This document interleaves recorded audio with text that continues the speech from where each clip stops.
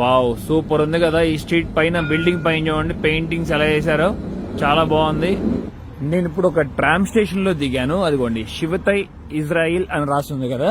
ఇక్కడ నుండి నేను రైట్ సైడ్ తిరిగి ఒక 500 మీటర్లు నడుచుకుంటా వెళ్తే యేసు ప్రభు సమాధి ఉన్న ప్రదేశానికి వెళ్ళొచ్చంట. నేను ఇప్పుడు అక్కడికి వెళ్ళి ఆ విషయాల గురించే తెలుసుకుందాం. మనం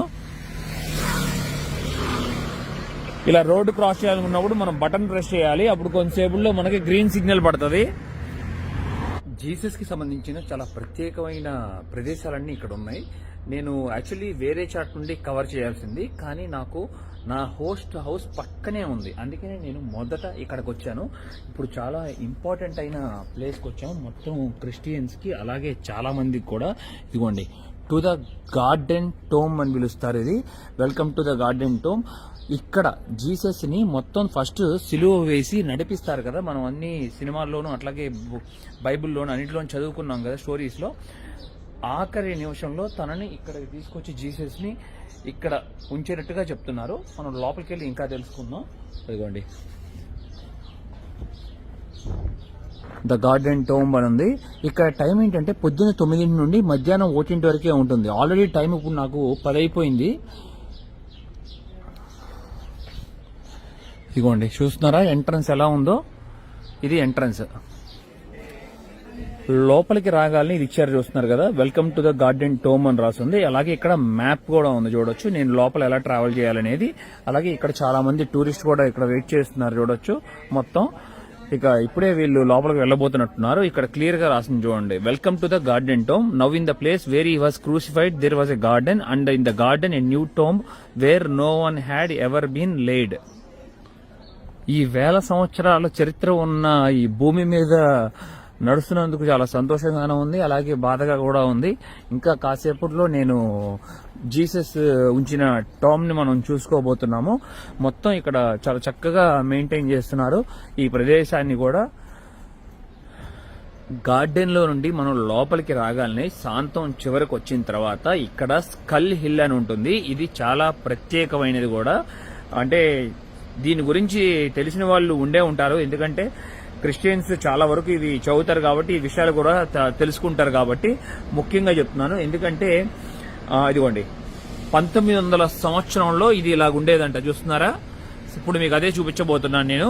వచ్చిన టూరిస్ట్ అంతా కూడా ఇక్కడ కూర్చుంటున్నారు, కూర్చుని ఈ వ్యూ చూస్తున్నారు. ఇదే చాలా ముఖ్యమైనది, ఎందుకంటే జీసస్ ని సిలువ వేసినది ఇక్కడే, ఈ కొండ పైనే. చూస్తున్నారా, స్కల్ హిల్ అని ఎందుకు పిలుస్తారంటే ఇక్కడ కింద చూస్తున్నారు కదా, ఒక కేవ్ వచ్చి ఒక స్కల్ ఆకారంలోగా ఉంటుంది, అందుకని దీనికి స్కల్ హిల్ అని వచ్చింది పేరు.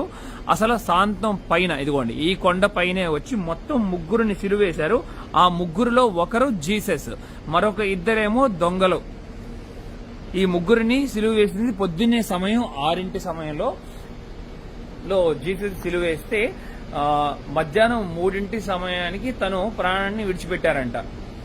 దీనికి మరొక పేరు కూడా ఉంది, గోల్గొతా కొండ అని కూడా పిలుస్తారు దీన్ని. ఆ పైన చెట్లు కనపడుతున్నాయి చూశారు, ఆ చెట్లు దగ్గర సిలువ వేసింది.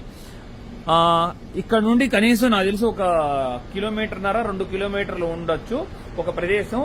అక్కడ ఈ రోమన్స్ అనే వాళ్ళు శిక్ష వేశారు కదా జీసస్ ని, ఒక రాంగ్ పర్సన్ అన్నట్లుగా వాళ్ళు నిర్ధారించి ఒక 2 దొంగలతో మొత్తం ముగ్గురిని అక్కడి నుండి సిలువ మీద మోసుకుంటూ లాక్కుంటూ వచ్చారు. మీకు సినిమా చూస్తే మీకు అర్థమై ఉంటుంది, చాలా వరకు తెలుసుకునే ఉంటారు.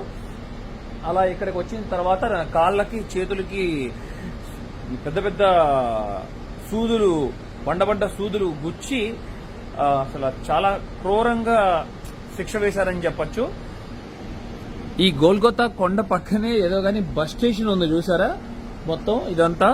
అలాగే ఇక్కడ పలక మీద కూడా రాసి ఉంది చూడండి, Jesus to them to be crucified. So they took Jesus and led him away, and he bearing his cross went out into a place called the place of a skull. ఇప్పుడు మనం చూసుకున్న కొండ which is called in Hebrew Golgotha, where they crucified him and 2 others. అదిగోండి ఇంకొక ఇద్దరిని, one on either side అంట.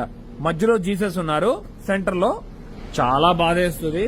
నేను చాలా మూవీస్ కూడా చూశాను జీసస్ కి సంబంధించినవి, కథ ఆధారంగా తీసుకున్నవి. కళ్ళ ముందే నిజంగా జీసస్ ని చూస్తున్నట్లు అనిపిస్తుంది. అంత అద్భుతంగా ఇప్పుడున్న ప్రజలకు కూడా తెలియాలని చెప్పి చిత్రీకరించిన సినిమాలు అవన్నీ. ఒక పక్క కొంచెం లక్కీ అని చెప్పొచ్చు, లేకపోతే అసలు ఇక్కడ మనం నుంచుంటానికి కూడా స్పేస్ ఉండదు. ముఖ్యంగా ఈ వార్ సమయం వలన ఎవ్వరూ లేరు టూరిస్ట్. స్కల్ హిల్ చూసుకున్న తర్వాత ముందుకు వచ్చాం కదా, ఇదిగోండి నా వెనక మొత్తం టూరిస్ట్ గమనిస్తున్నారు కదా, కొంతమంది ఉన్నారు. వాళ్ళంతా లోపలికి వెళ్లి జీసస్ సమాధి ఉన్న ప్రదేశాన్ని చూస్తున్నారు. వాళ్ళంతా అక్కడ ఉండటం వల్ల నేను ఇంకా ఇక్కడే ఉన్నాను. మొత్తం ఖాళీ అయినాక వెళ్తే మనం ఇంకా క్లియర్ గా చూడొచ్చు అని చెప్పి. ఇప్పుడు మనం ఈ గోల్కొండ కొండ పైన ఉన్నాం కదా, ఈ కొండ పైన తర్వాత జీసస్ మరణించిన తర్వాత తనని అక్కడ సిలువ వేసిన దగ్గర నుండి తీసుకొచ్చి ఇక్కడ ఇదిగోండి ఈ సమాధిలో భద్రపరిచారని చెప్తున్నారు.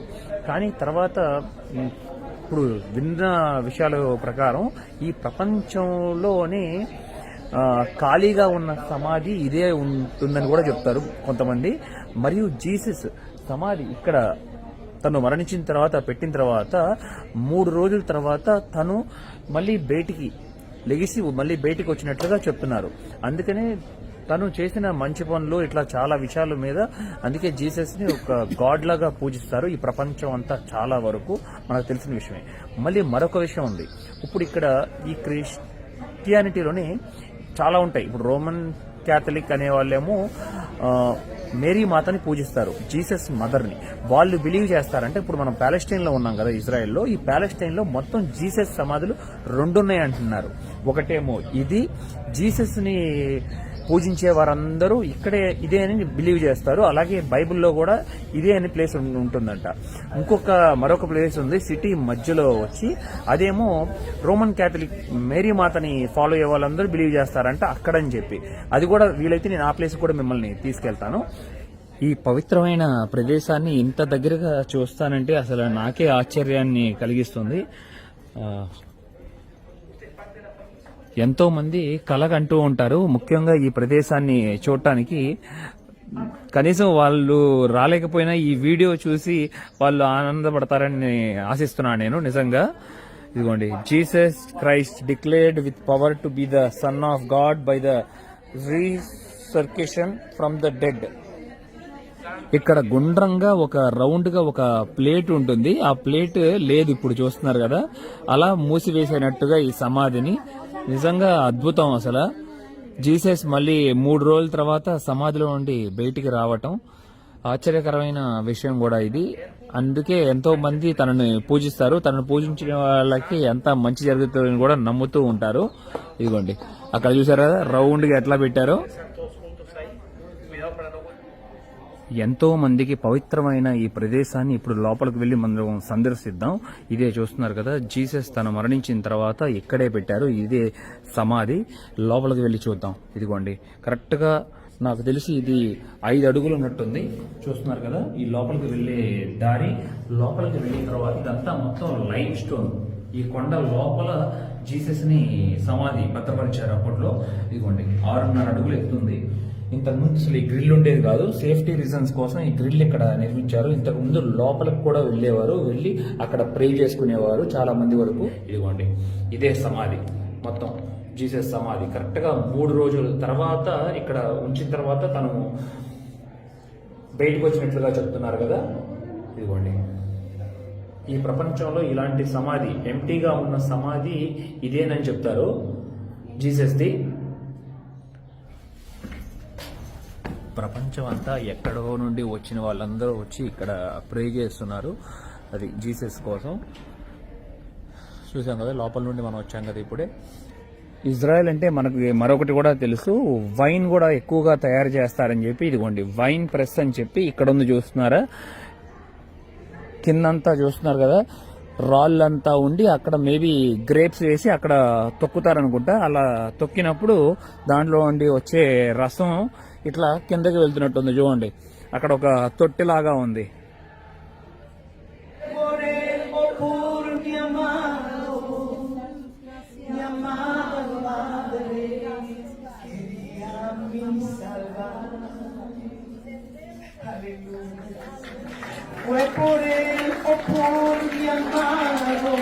ఇక్కడ చూడొచ్చు బ్రెడ్ అలాగే ఫలాఫల్ సేల్ చేస్తున్నారు. దీంట్లో ఆనియన్ కూడా ఉంటుందంట. నా దగ్గర 5 చార్జ్ చేశారు, అంటే 110 రూపాయల వరకు. టేస్ట్ చేద్దాం ఎలా ఉందో.